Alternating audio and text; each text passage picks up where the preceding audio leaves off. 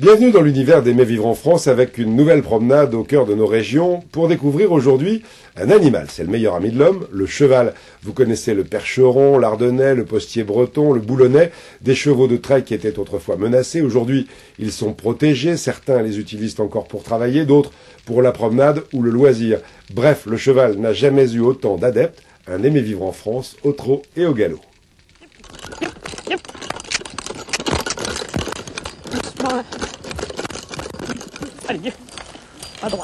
Si au détour d'une balade en forêt vosgienne, vous rencontrez ce drôle d'attelage, c'est donc que vous aurez croisé le chemin de Marie, la débardeuse, et de son cheval Kiki.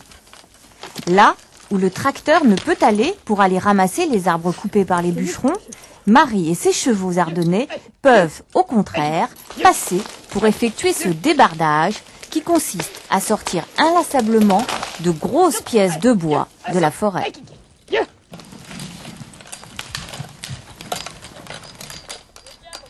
On peut lui demander n'importe quoi, il le fait. Si bien de descendre un ravin, il y va, il ne rechigne pas. Je vois en montagne, j'ai jamais eu de problème avec eux. Passer les fossés, passer dans des trous d'eau, ils passent. Comparé à d'autres races, quoi. Ces chevaux ardennais sont capables d'incroyables performances. Ils pèsent 800 kilos et peuvent tirer 3 fois leur poids, ce qui fait jusqu'à 13 tonnes en une seule journée. C'est avec François, au centre de formation de Mirecourt, que Marie a appris à les dresser. Elle en a 8 aujourd'hui et son ancien professeur vient de temps en temps lui donner un coup de main. Elle le fait très très bien. C'est pas un travail de force. Le plus pénible de la journée, c'est de mettre le collier le matin et de le retirer le soir. Ça ne fait que 11 kilos, n'importe qui peut le porter. Non, c'est très physique, c'est dans sa tête, c'est dans ses jambes parce que c'est très sportif. Voilà. Et puis quand c'est dans notre tête, eh ben, le cheval il obéit très bien à ce qu'on lui demande dans notre tête. Le travail est souvent très délicat. Ainsi, lorsqu'un arbre n'est pas complètement tombé, il faut le désencrouer. Et là, 2 chevaux ne sont pas de trop.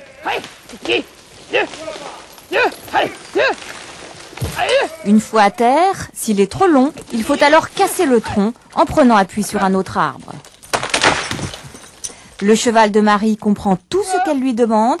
Un jour, il lui a presque sauvé la vie.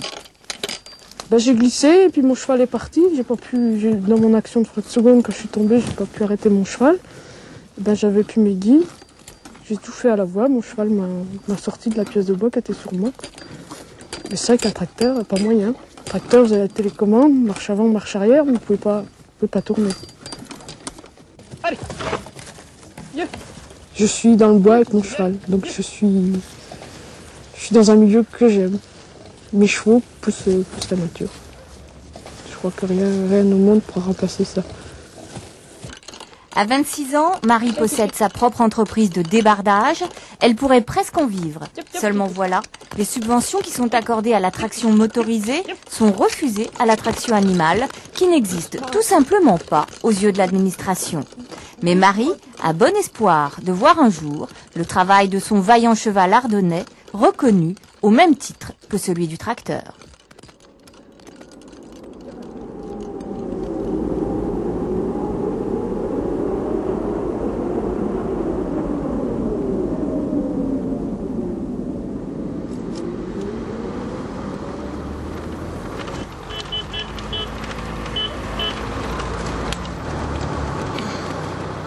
Allez les bas!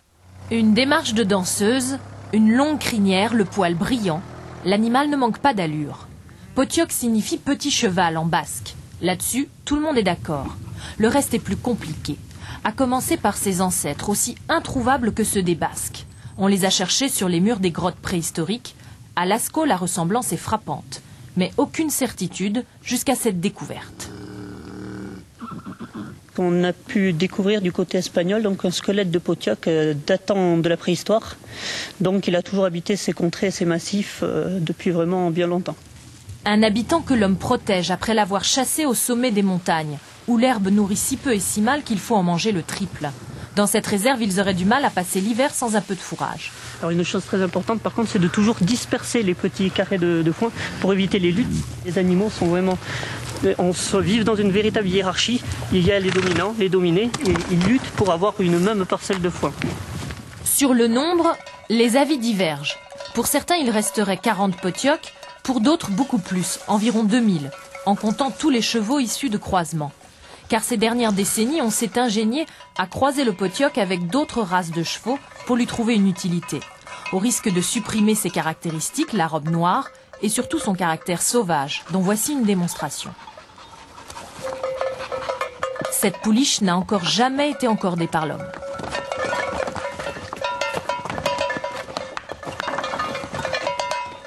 Ils ont 8 mois, ils sont nés en pleine nature, ils n'ont jamais été attrapés, donc à partir de là, c'est tout à fait normal, ils ont des réactions plus que normales.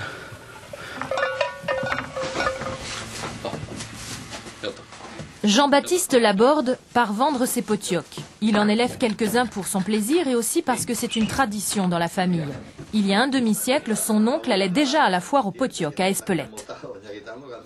À l'époque, moi je me rappelle, il y avait, lui aussi il se rappelle, il riait là un petit peu, mais il y avait beaucoup de jeunes filles et tout ça qui venaient, c'était la foire. Les filles en moins, l'ambiance est presque intacte. Mais le potioc, lui, a pratiquement disparu du champ de foire. Trop petit pour être monté par les adultes et trop grand pour les enfants, il a cédé la place à des ânes, des chevaux de trait ou des poneys qu'on négocie âprement.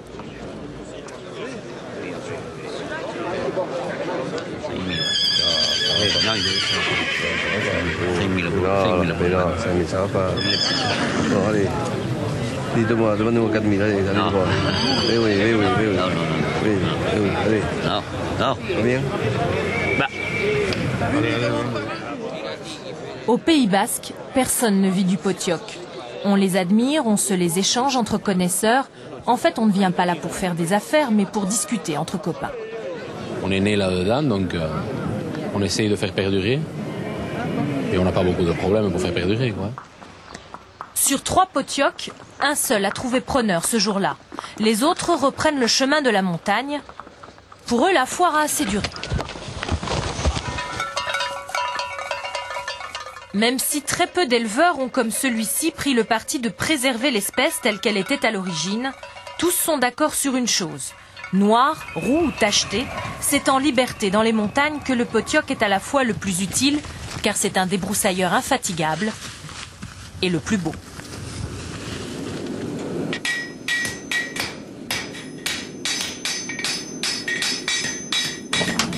Ils ont entre 18 et 40 ans, un point commun, la passion du cheval et de la nature. Et il en faut pour devenir maréchal ferrant comme François, 29 ans, qui a changé de métier.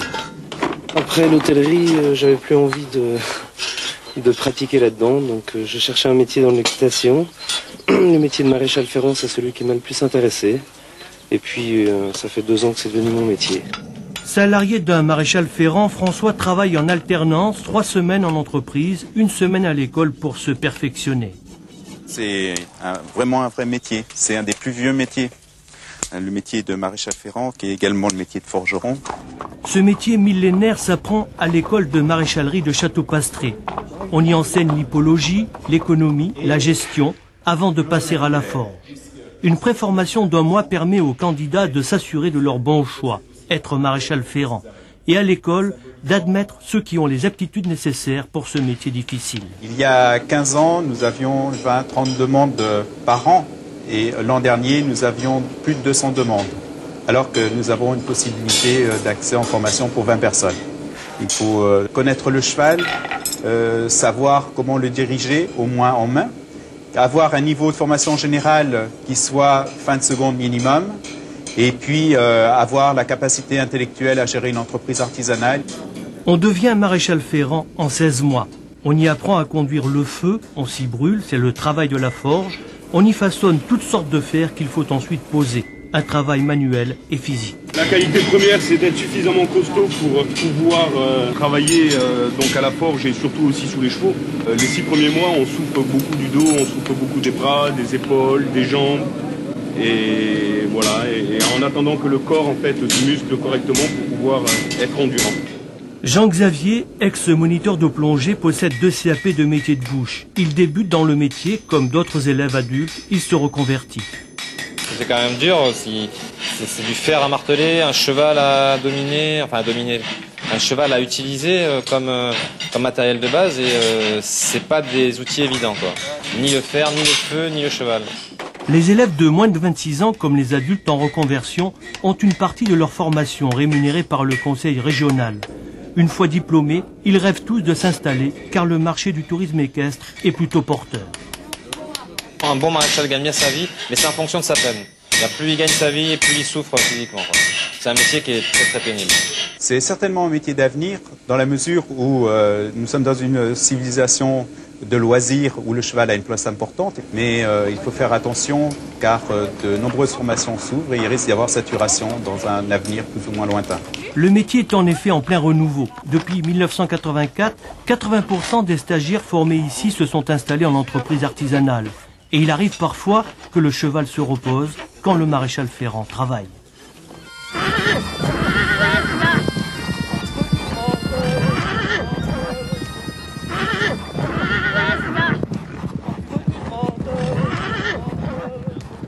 C'était des courses avant qui étaient faites par des agriculteurs avec des chevaux qui travaillaient dans les champs.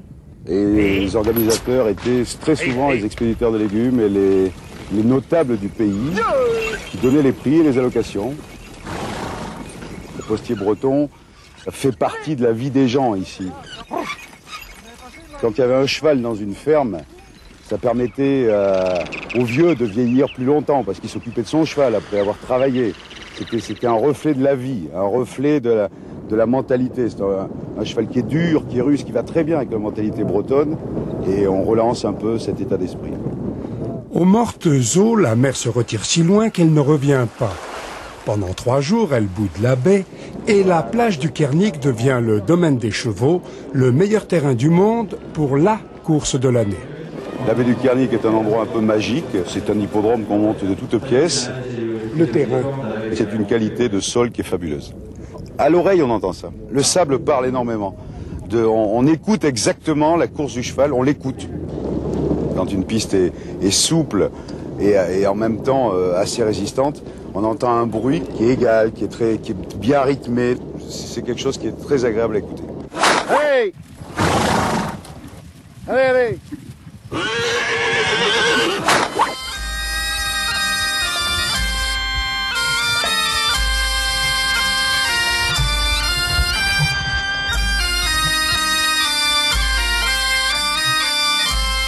Dans les campagnes, on a la passion de la race bretonne, de ce beau cheval, rustique et endurant, qu'on a exporté aux 4 coins de France et de Navarre.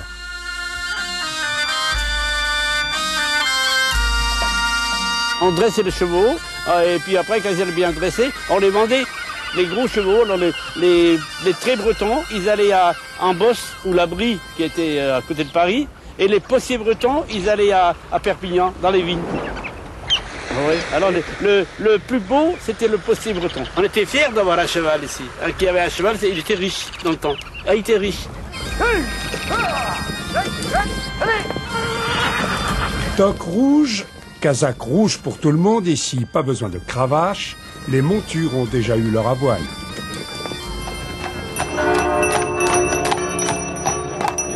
On faisait le marché avec.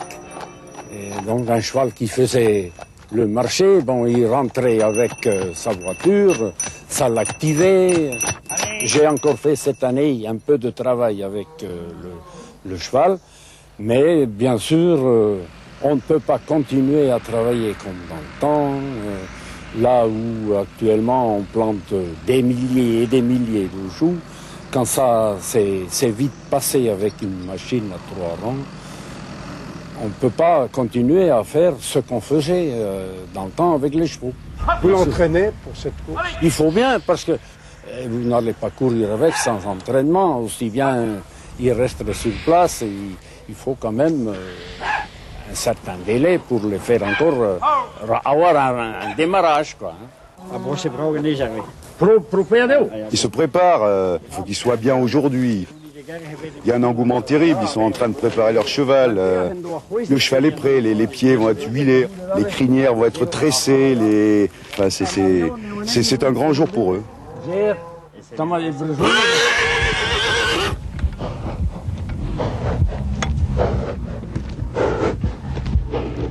C'est massif, c'est rythmé, ça résonne encore plus. C'est dans la musique, il y a des musiques à 3 temps, à 4 temps. Et le cheval de labour, quand il trotte, tout doucement comme ça, on a l'impression d'une forme de sérénité, un peu de tranquillité. Les allures d'un postier breton sur la baie du Kernic, c'est quelque chose d'extraordinaire. C'est le paradis pour les chevaux ici. Ici, c'est vrai, on a un terrain formidable pour l'entraînement. Que ce soit donc à marée basse, je viens régulièrement m'entraîner, ou alors quelquefois à marée haute, je viens pour prendre un bain avec elle. Et je la fais nager, même je reste sur son dos pendant qu'elle nage. Il y a un esprit de compétition qui règne, et donc on voit régulièrement les concurrents venir s'entraîner sur le champ de course, environ à 15-18 km/h.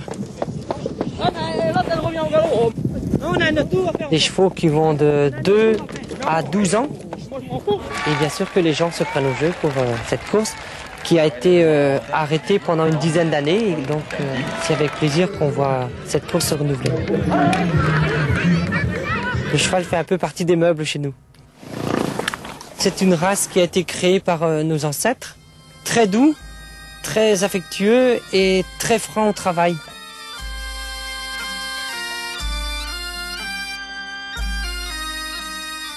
Tous les matins, la première chose que je fais quand je me lève, c'est aller voir mon cheval. Et le soir, avant de me coucher, il faut que j'aille le voir encore.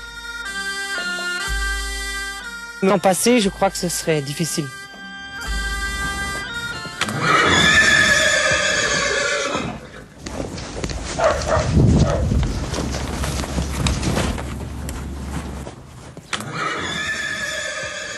Depuis 15 ans, il élève une vingtaine de chevaux pur sang arabe destinés à la course d'endurance.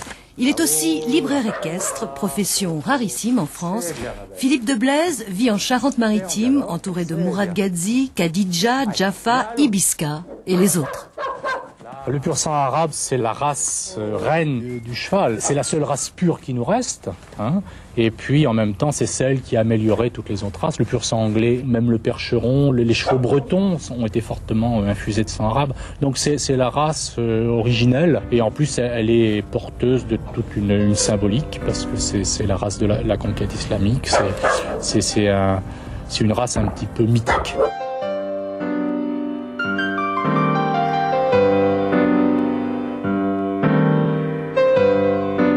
Je suis passionné de littérature, je suis passionné de livres anciens, je suis passionné de chevaux, donc l'aboutissement logique, c'était d'aller vers les livres qui parlent de chevaux. Et puis depuis 1 an et demi maintenant, j'ai passé le cap du professionnel, et maintenant je suis libraire spécialisé.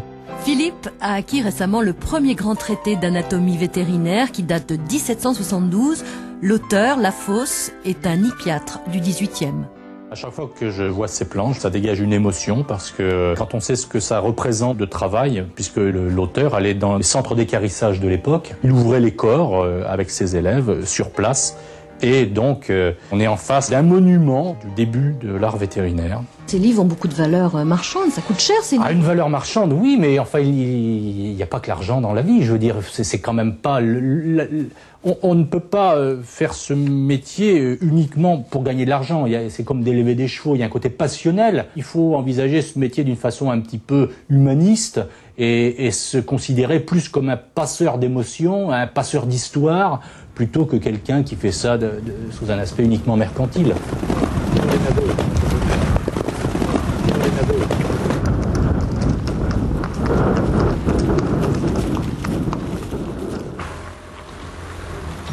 On a la chance de travailler en famille, donc ma femme travaille avec moi. J'ai 2 fils qui sont passionnés et donc tout le monde y met du sien. C'est-à-dire que l'hiver, lorsqu'on rentre les chevaux, tout le monde s'y met. Lorsqu'il y a des joies, tout le monde en profite. Lorsqu'il y a des peines, parce qu'il y en a comme dans tout élevage, tout le monde pleure. Et puis c'est aussi une façon de souder la famille. L'entraînement est surtout l'affaire de mes 2 fils et moi je m'occupe plutôt de la partie purement élevage. La partie élevage consiste à suivre les juments pendant leur grossesse, à veiller à la pureté de la race, entretenir les pâturages et les clôtures, mais surtout à veiller sur la bonne croissance des poulains. Ils sont tous fils et filles de performeurs d'endurance Et donc l'objectif de vente pour ce lot, c'est de les placer chez des propriétaires qui les valoriseront en course d'endurance. Aujourd'hui, un libraire spécialisé en livres anciens du XVIe siècle est venu à la ferme. Philippe n'a pas de magasin et travaille surtout par correspondance. Comme je te l'ai dit, je viens de faire l'acquisition de traités d'équitation du XVIe siècle et j'aurais aimé savoir ce que tu en pensais. Les premiers grands livres du XVIe équitation sont italiens. Et le grand plaisir de celui-ci, c'est que vraiment il est dans son jus, comme on dit, il est en reliure de l'époque et c'est vraiment très très plaisant. Noblesse, esthétique, équilibre, endurance. Pour Philippe, le pur sang arabe et le cheval roi, la pureté de la race est un objectif qu'il vit avec passion. Ils sont une vingtaine, comme lui en France.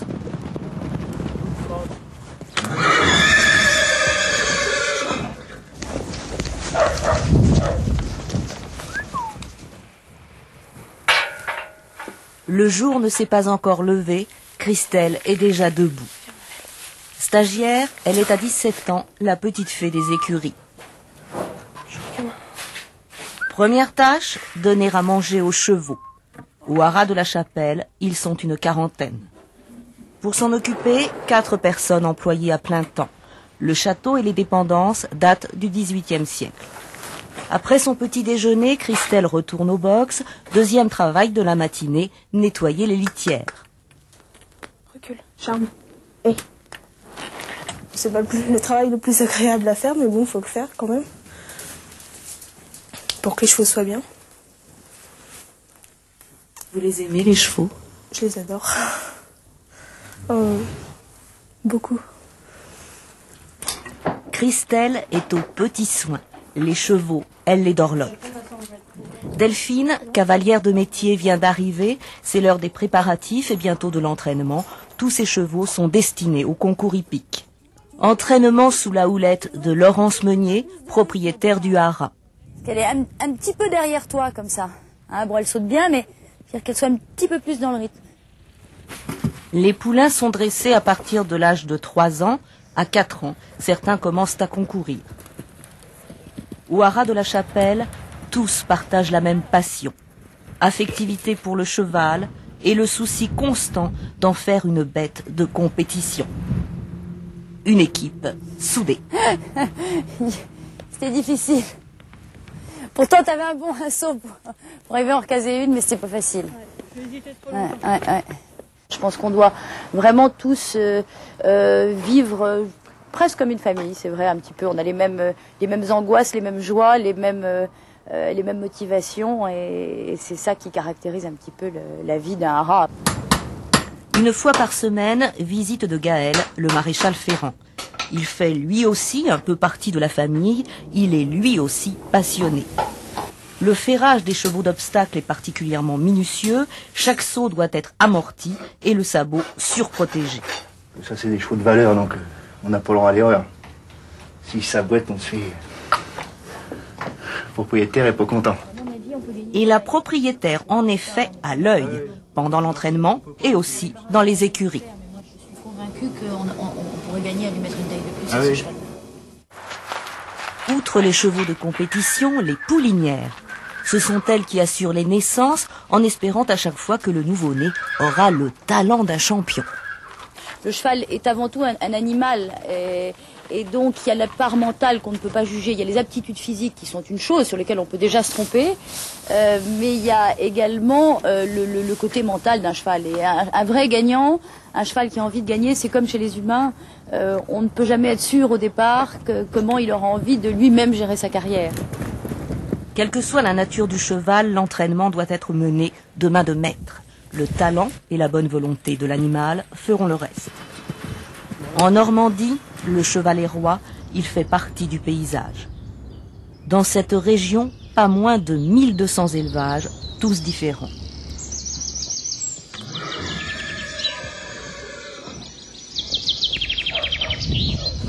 Va tout droit, tenez bien vos chevaux, allez. On l'empêche d'aller à droite, on tient son cheval comme il faut. Allez, talonne Célia, attaque, attaque. Elle n'est pas monitrice d'équitation, mais manager. Elle possède un élevage de chevaux et de taureaux camarguais, à côté de Narbonne, sur le domaine du Grand Tournebel. Et c'est là qu'elle anime un stage bien particulier, profiter de la nature et des animaux pour apprendre le métier de gardien à des enfants des villes. Quand ils viennent ici, ils sont émerveillés. Donc ils viennent là, ils ont envie d'apprendre. Et en plus, je fais tout pour leur donner l'envie de faire ce qu'on fait et puis qu'ils aient la passion, quoi. C'est mon but, c'est qu'ils partent d'ici en ayant envie de revenir, mais revenir dans la manade. Il faut regarder toujours la tête du taureau, et c'est la tête qui va vous dire où il va aller. Et il vous regarde, à droite, à gauche. Et s'il n'y a pas de cavalier, il tourne. Et là, tu peux toujours courir, parce qu'alors après, il court plus vite que toi. Hein. Dès le premier jour, les stagiaires qui savent déjà monter à cheval vont approcher le taureau.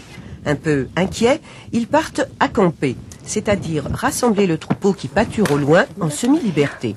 Tout de suite, un vrai travail de gardien. Ce qui me tente le plus, c'est surtout de monter à cheval et d'avoir des grands espaces devant moi. Ça change des manèges où on est un peu fermé. Et d'être avec la nature, les vaches, les taureaux, d'être près des chevaux, de connaître mieux. L'activité qui me plaît le plus dans ce stage, c'est d'aller dans les taureaux avec les chevaux. Le cheval réagit comment avec les taureaux? Ils n'ont pas peur des taureaux, c'est plutôt les taureaux qui ont peur des chevaux. Et toi, la première fois que tu t'es vu au milieu des taureaux? Un peu impressionné quand même. Quand on voit le taureau qui arrive dessus comme ça fait quand même un peu peur. Hein. Pour isoler 2 ou 3 taureaux et les diriger vers l'arène, les stagiaires restent derrière les professionnels avec prudence. Ils ont bien travaillé, ces petits. Voilà. Ils ont bientôt leur diplôme. Vous y envoyez le trident dessus et vous montez sur la barrière. Parce que ça court vite, ça a 4 pattes et vous en avez 2. Hein. 2 intrépides descendent dans l'arène. Il reste peu de temps, à peine 1 minute, mais c'est déjà extrêmement courageux.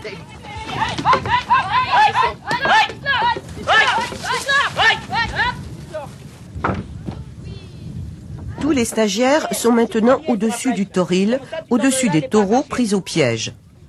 Le but du jeu est de leur mettre des boules à l'extrémité des cornes, comme pour une vraie course de vachette, ce que les meilleurs élèves feront à la fin du stage. Mets ta jambe bien, l'autre. Voilà. Parce que le taureau, il te regarde le genou, là. Ouais, là, il est en train de te regarder le genou. Et s'il grève pas, il te fera mal. C'est comment un taureau? Ça a des cornes, ça a une tête, puis c'est gros, c'est noir. Ça ne fait pas peur? Un peu. En fait, les activités des stagiaires sont déterminées par leur niveau en équitation. Les débutants et les plus petits commencent par découvrir le cheval. Il faut aller le chercher sur son territoire avec une corde, un sac d'avoine et le cri du gardien. Le premier cheval arrive, le plus familier, le plus gourmand. Les autres suivront d'eux-mêmes. Rebecca, alors tu veux essayer d'attraper? Oui, merci. Tu laisses faire. Vas-y, rentre sous, d'abord par en dessous. Voilà. Voilà. Ouais. Ah, plus serré, parce que sinon, là, s'il tire, il s'en va, là. Il passe le licol à travers. Tu vois, tu tires plus fort, plus fort, plus fort. Voilà.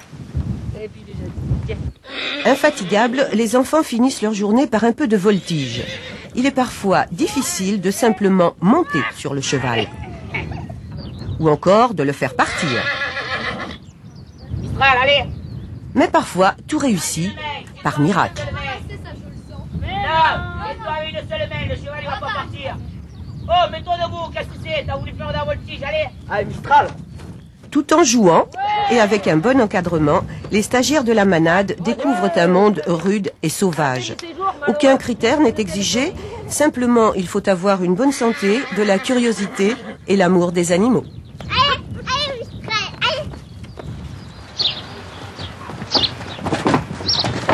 Allez, viens.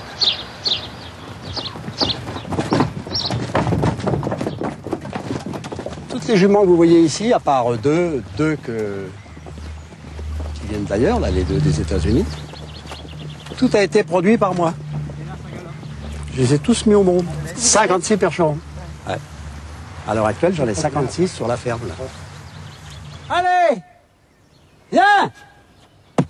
Mes grands-parents avaient des chevaux, d'ailleurs ils travaillaient avec. Mais sinon, grand-père, mon père et moi, avons toujours eu des chevaux percherons. Ça, c'était une passion. Passion immuable dans la famille Mérel pour la race percheronne, l'une des plus vieilles races françaises puisqu'elle remonte à 732. À la bataille de Poitiers, la cavalerie arabe tomba aux mains des vainqueurs et fut dispersée, surtout dans le Perche. Bon, vous allez en avoir tout à l'heure. C'est du travail, mais c'est une passion. Vous savez, il n'y a pas d'heure. Hein, tous les jours, je viens à la ferme, vérifier si tout va bien déjà, tous les matins, mais c'est surtout au poulinage. Alors là, les poulinages, il faut absolument, les derniers jours, il ne faut pas les quitter. Et M. Mérel ne les quitte pas. Aussi, pendant cette période qui dure 3 mois, et parce que les mises-bas se produisent souvent la nuit, il a installé une caravane à côté de l'étable avec un système d'alarme de sa fabrication, artisanal certes, mais très ingénieux. Alors là, vous voyez, je mets un élastique, mais ne bouge pas. Hein? Je mets un élastique, là, voyez-vous, attaché sur la sangle ficelle seulement. Je mets un élastique, là, ici. Et quand la jument va mettre bas, automatiquement, elle va se coucher. Elle va se coucher, donc elle va tirer sur l'élastique. Et l'élastique ça va déclencher la sirène. C'est efficace? Ça, c'est efficace. Vous voyez, je dors là, juste à côté. J'entends la sirène, il n'y a plus qu'à surveiller pour... vous vous levez tout de suite? Aussitôt. Et ça prend combien de temps des fois, ça prend 3-4 minutes, mais ça va très vite. Hein. Si le poulain est bien placé, si tout va bien, ça va très très vite. Vous voyez, je suis à 5 mètres de la caravane. De la glace, là, de mon lit, je vois la jument. Il est 20h pour Somalie, séance importante, la prise de température. 37,6. Eh oui, il existe un signe infaillible de l'imminence d'une mise bas. La température, habituellement de 38 degrés, baisse. Si c'est pas dans la nuit, ça peut être sur le matin. C'est la nuit, le suspense commence, mais ce ne sera pas pour cette nuit. Au matin, Somalie est retourné au pré. Monsieur Morel a dû partir au marché. Heureusement, la relève est assurée. Bernard, son commis, est là. Somalie va mettre bas. Il est 9h45.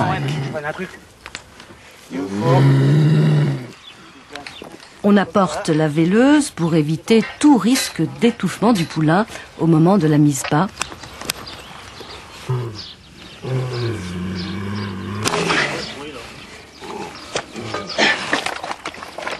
Vite, couper le cordon ombilical.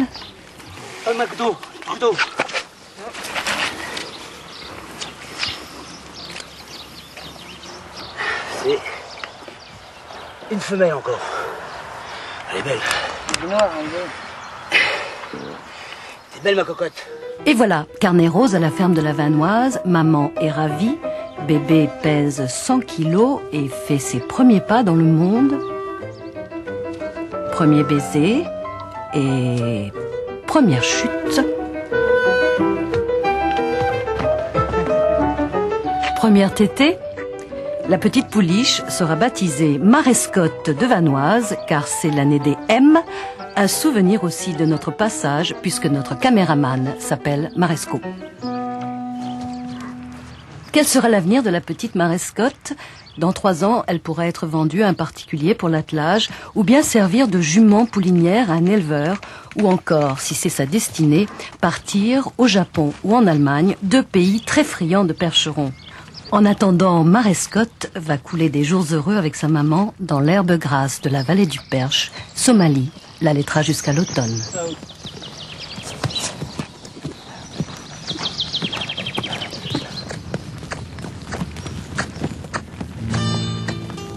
On se croirait dans l'Ouest américain. Mais contrairement aux apparences, il ne s'agit pas d'un western. Pierre Maupas est éleveur de chevaux et de bétail dans l'Aveyron. S'il monte comme un cow-boy, c'est d'abord par souci d'efficacité. L'approche à cheval est beaucoup plus facile au niveau des bovins qu'à pied. Puisque quand vous rentrez à pied dans un troupeau, en général les veaux se lèvent et partent en courant et les mères suivent. Qu'arrive à cheval, les animaux se regardent mais restent couchés. Et seconde chose, c'est que même tout seul, on peut bouger un troupeau. Parce que dès qu'un veau va partir sur un côté, on peut demander un petit galop, on rattrape le veau et qu'à pied, bon, c'est infernal, quoi. Pour aller au bout de sa passion, cet agriculteur élève des vaches à viande typiquement américaines, des Angus noirs ou des Hereford tachetés. C'est des animaux qui sont un petit peu sauvages, mais en même temps très calmes. Hein, à l'époque, j'avais des limousines. Les limousines, dès qu'elles se sentent prises, elles réfléchissent pas, elles vont foncer dans un mur, elles vont foncer dans des barbelés. Donc c'est une catastrophe, quoi. Ça, c'est des animaux qui se sont tout à fait en symbiose avec le cheval américain.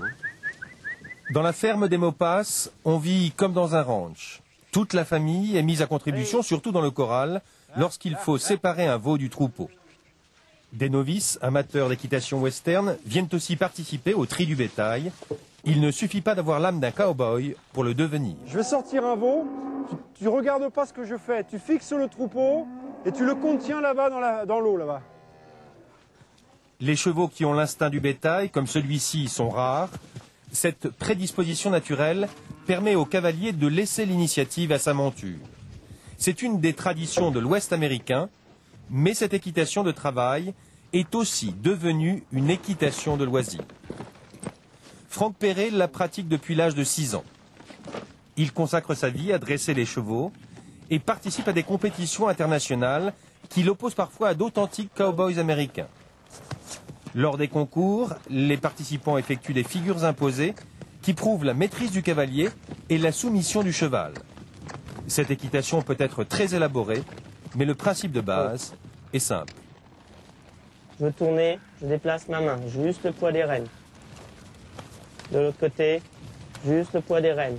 Les cow-boys montent de la même façon, juste la rêne d'appui. Il ne faut pas oublier que c'est une équitation de travail et donc les gens cherchaient à avoir un cheval très fiable, très facile à utiliser et très calme.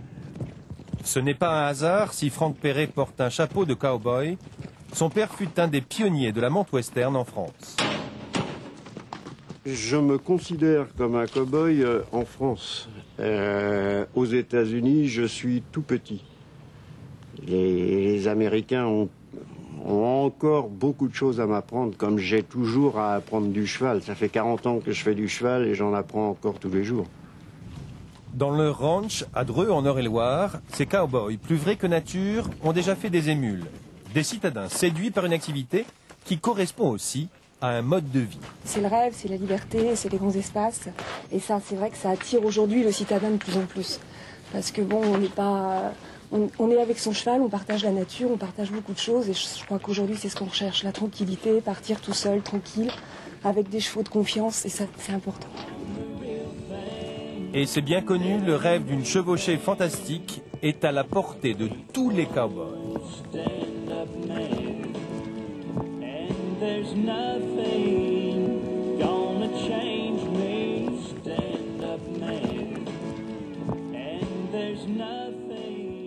Ils ne sont qu'une trentaine en France, profession dentiste équin. Aujourd'hui, Paul est à Senones, le village de France où il y a plus de chevaux que d'habitants. Senones, un immense hippodrome, des courses fréquentes, une vingtaine d'entraîneurs et 250 chevaux. Bref, il y a de quoi faire.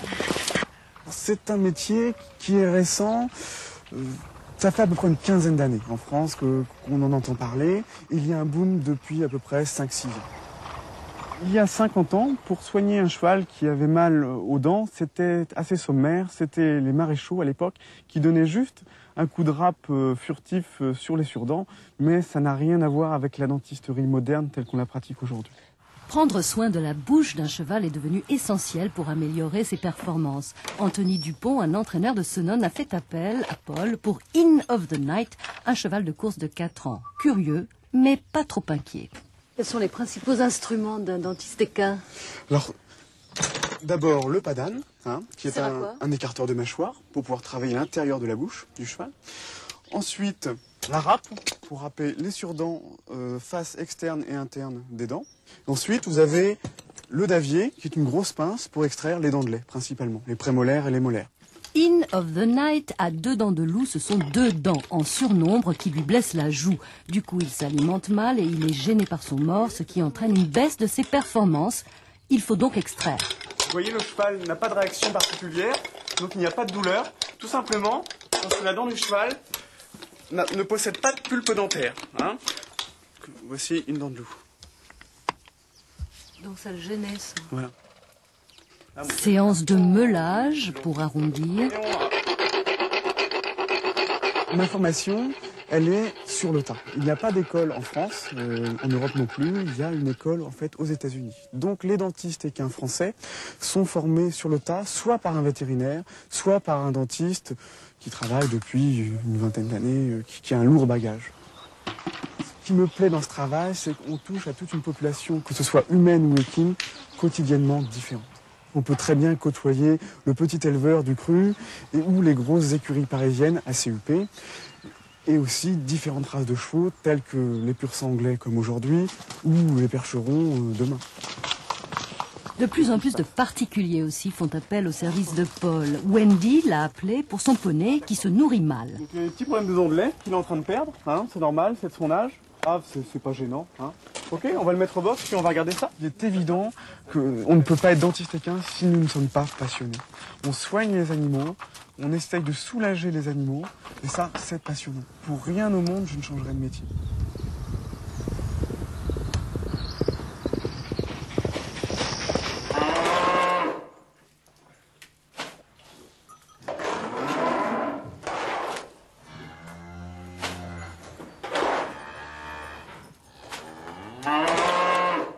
Il fait cela matin et soir. Avant de traire, Étienne nettoie les tables. Il n'a pas bougé de là, lui, il n'a pas appris autre chose. Parce qu'il faut que ce soit ancré, ce travail-là. Vraiment, l'avoir dans la tête. Il avait appris un petit peu la peinture, et puis ça ne l'a pas passionné. Il est revenu à ses moutons et à ses vaches. Ah oui. Nous autres, on vivait avec 12 vaches laitières, quelques génisses et quelques moutons. Eh bien, on vivait toute la famille. Je suis né ici et j'ai commencé d'aller à l'école ici jusqu'à mon fin de scolarité à 12-13 ans. À l'époque, on aidait bien les parents à faire les champs. Dès qu'on pouvait, oui. Il fallait se donner vite la main. On allait s'occuper des bêtes, garder un peu les vaches, les moutons, pour éviter aux parents de faire ces peines-là quand ils avaient déjà autre chose à faire. Remontez les gorges du Guil. Prenez dans Château-Vieilleville la petite route sur la gauche qui monte. Tout en haut, vous trouverez Soulier.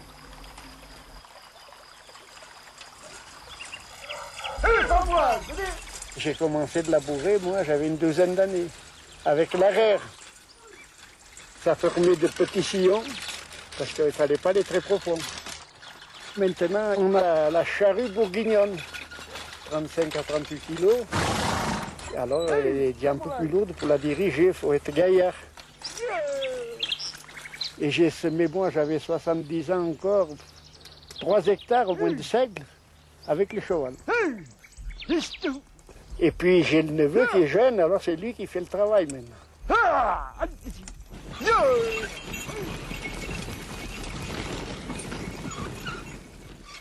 Eh oui, il m'a appris à... Je suis content, il m'a appris à travailler. Il travaille mieux avant que maintenant.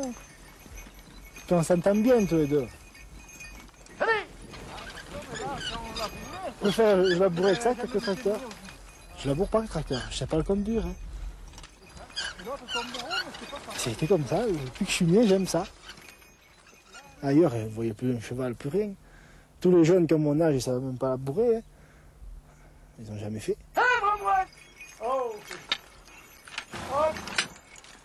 Changement de versoir. Votre bourguignonne, ouais. Faut l'entretenir. Ah, entretien, parce qu'on porte le socle à Charles tous les 2 ans. C'est pas pointu, c'est pas peine de labourer. Tant qu'il est encore bon à le faire.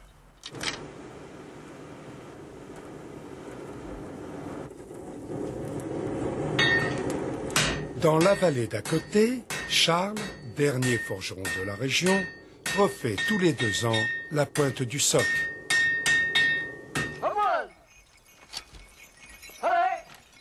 Qu'est-ce que c'est qu'un beau labour? Ah ben c'est bien raffiné, c'est tout bien propre comme on a fait là, les pieds, les cimes. C'est bien joli. Comme vous, votre film. Voilà. Vous comprenez? Voilà, la finition, c'est... Quand les gens s'arrivent d'en face, ils voient tout bien propre. Pas de buisson aux pieds, c'est... Comme ils faisaient dans le temps. Voilà. Allez!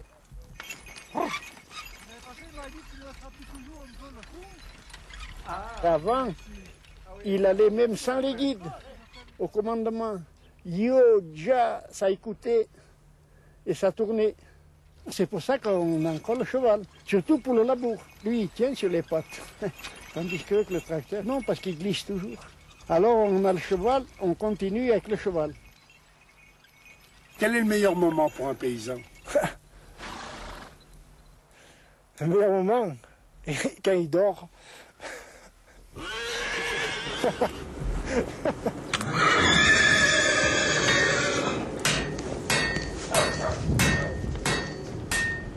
Les chemins de Normandie, Astrid en connaît tous les méandres. La Normandie et ses superbes manoirs, la Normandie célèbre pour ses nombreux élevages de chevaux de course, tel est l'univers d'Astrid, qui à 19 ans est l'une des rares femmes à être, mais oui, maréchal Ferrand.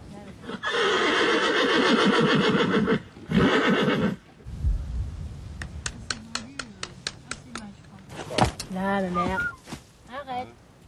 J'ai toujours voulu travailler dans les chevaux.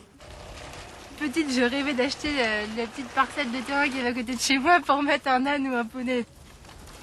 On a des chevaux qui sont très gentils, qui ne bougent pas, etc. Allez. On a tout de suite tendance à s'y attacher. Voilà. Là, c'est bon. Allez.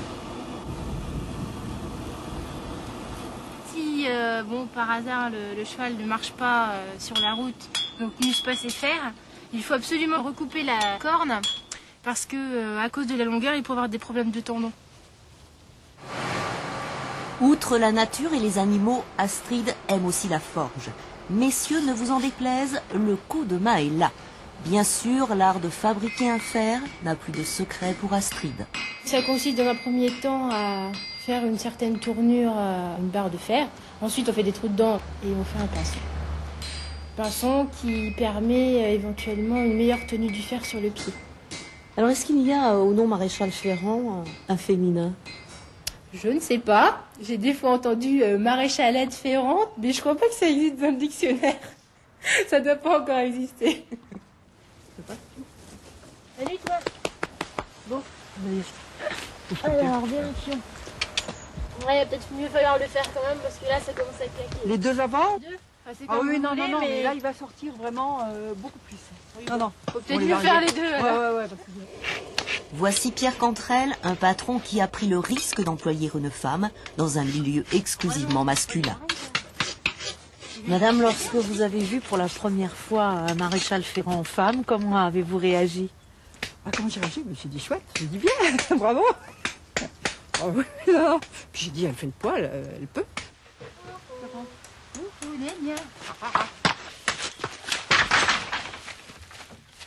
La barrière maintenant. À partir du moment où on est proche d'un cheval qui est plutôt peureux et pas spécialement manié, on est forcément en danger. Maréchal Ferrand, un métier sans nul doute à risque. Là, dis, on va se fâcher nous, hein. C'est pas toi qui vas avoir raison. C'est une grande dame, moi je suis là. Le plus difficile, travailler avec de jeunes poulains qui n'ont pas encore été dressés. C'est vrai que bon, quand il y a des poulains qui bougent trop, on peut aider à les tenir évidemment ou passer les outils, mais vraiment être en dessous, dire qu'on n'est pas capable de le faire, peut-être que si, mais disons que par exemple moi je fais un poulain, faut avouer que le lendemain je suis complètement vidée quoi. Toujours est-il que même messieurs les propriétaires acceptent fort bien que des femmes soient maréchal Ferrand. Je crois qu'elles sont peut-être plus douces. Elles ont peut-être un feeling différent, c'est possible. Donc c'est une question de savoir-faire plus que de force à mon avis. Voilà. Là, mon petit gars, là. Allez Nono. Madame le maréchal Ferrand est aussi une excellente cavalière entre Astrid et les chevaux. Une belle histoire d'amour.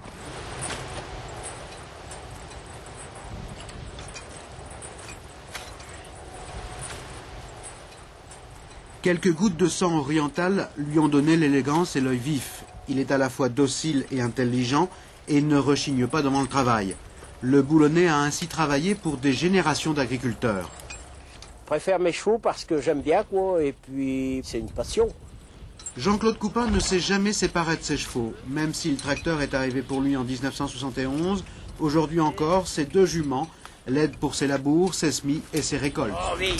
Ici, on est dans un pays de Ouattang, région Ouattang. L'hiver, ça me permet de... vu que j'ai un petit tracteur, et l'hiver, quand il fait humide, je ne peux pas labourer avec.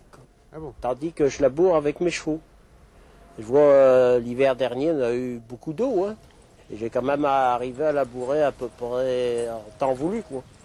De par son obstination et son attachement, Jean-Claude fait partie des quelques sauveurs de la race boulonnaise. Une race en voie d'extinction jusqu'il y a peu de temps. Des 9000 espèces dans les années 60, il n'y en a plus que 500 aujourd'hui. Pour l'anecdote, ces fidèles du boulonnais sont bien souvent restés célibataires. Les gens qui ont conservé ça, ce sont des amoureux tout simplement, des amoureux du cheval de trait. Et ils ont gardé ça contre vents et marées. Et aujourd'hui que beaucoup de gens s'intéressent au cheval de trait, eh bien ça devient un petit peu des héros et des gens vers qui on va pour leur poser des questions et leur acheter des chevaux. L'exception confirmant la règle, c'est avec les chevaux de famille que Louis Louchet a démarré son élevage de boulonnais. Avec son fils Daniel et son petit-fils Laurent, il a hissé ses juments dans les meilleures places des concours régionaux. Très fier, monsieur. Et il faut les aimer et avoir du courage. Mais surtout les aimer.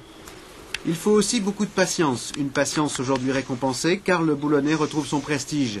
Pour Louis, il est même devenu, avec les primes de concours et les primes d'élevage, plus rentable que le cochon et moins cher qu'une vache à nourrir. Moi, cette année, monsieur, j'ai vendu un étalon aux haras nationaux de Compiègne. Ben là, vous savez, ça fait tout de même plaisir, parce que ça fait tout de même... Combien vous l'avez vendu? 45 000. Et je l'avais acheté 2 ans avant, 5 500. Ben, c'est pas de l'argent mal placé, plus les primes. Mais on ne réussit pas toujours, monsieur. Et justement, pour que cette reproduction puisse s'effectuer correctement, le Conservatoire génétique du Nord-Pas-de-Calais a mis en place depuis 1987 un plan de sélection et de rotation des familles. Une race à petit effectif a subi une augmentation de la consanguinité. Donc augmentation de la consanguinité, baisse de la fertilité des juments. Donc on arrivait à un cercle vicieux. Il fallait absolument intervenir pour avoir des accouplements raisonnés, c'est-à-dire des accouplements qui sont hors consanguinité. Doucement mais sûrement, on constate actuellement une légère augmentation des effectifs, prisé par les enfants et encouragé par une demande des particuliers. Ce cheval de trait devient cheval de loisir. Après des années de labour, le boulonnais découvre enfin les joies de la randonnée et du tourisme.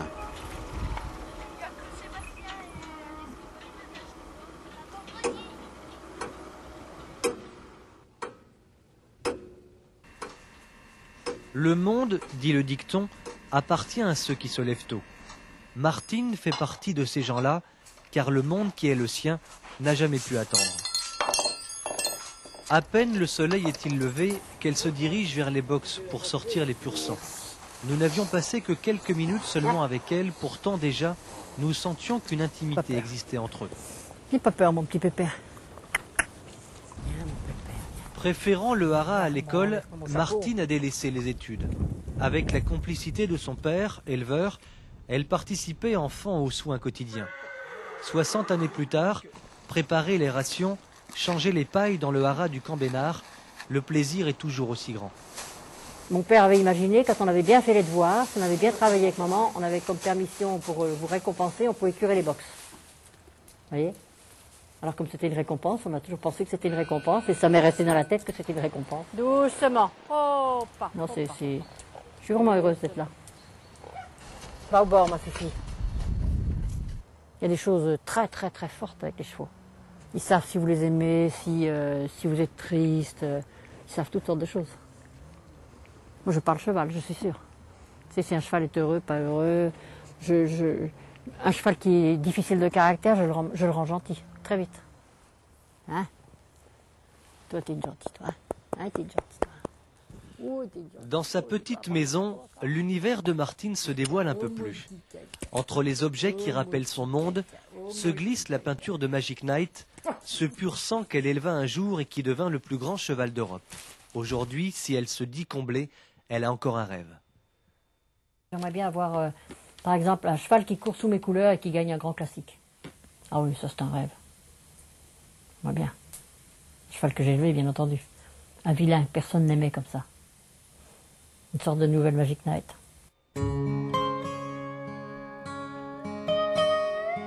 Tout simplement pour que le rêve se poursuive. S'il est une phrase qui sied pleinement à cette femme, c'est bien le proverbe arabe « Le paradis sur terre est sur le dos de mon cheval ».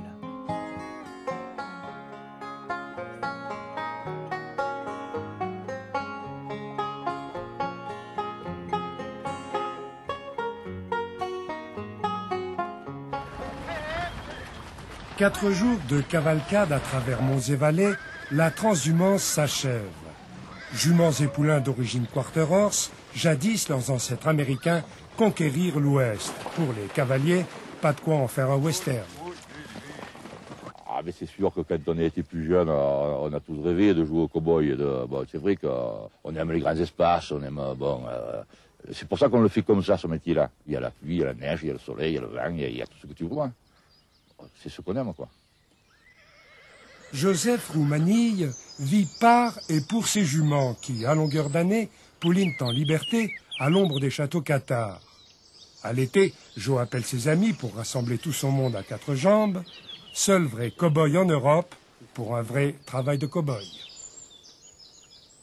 Oh, ça fait 2 fois que je compte 33, moi.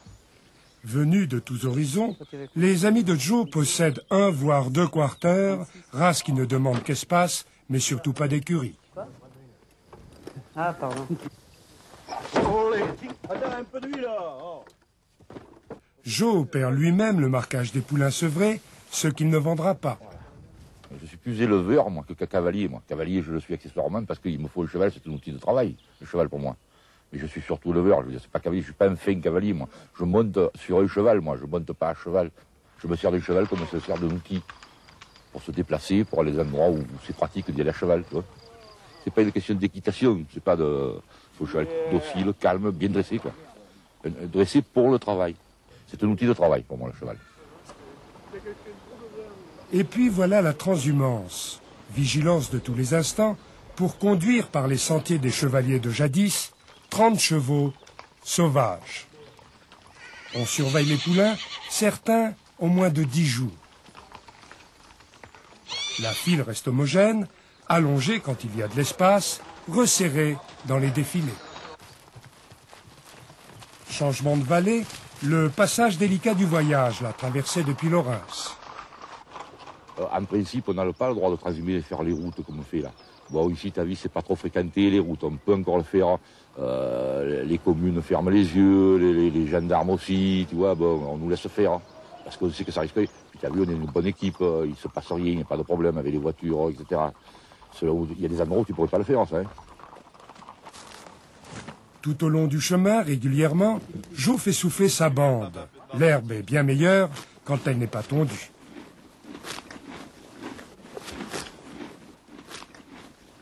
Je donne jamais de fourrage. Ni fourrage, ni grain, ni riz. Moi, elles se nourrissent seules, toute l'année. Et des bons herbages surtout, parce que c'est quand même meilleur que la Camargue. Là, tu as remarqué, tu as vu l'herbe là, la qualité de l'herbe et tout. Voilà. Hein.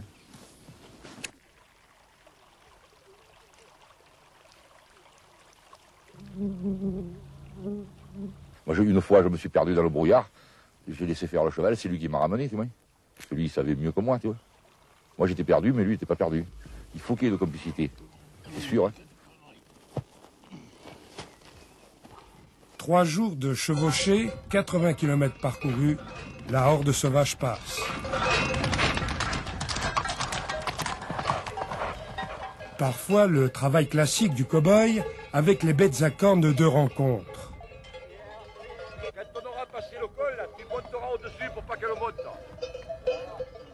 Bientôt, à plus de 2000 mètres, juments et poulains parcourront leurs alpages pyrénéens.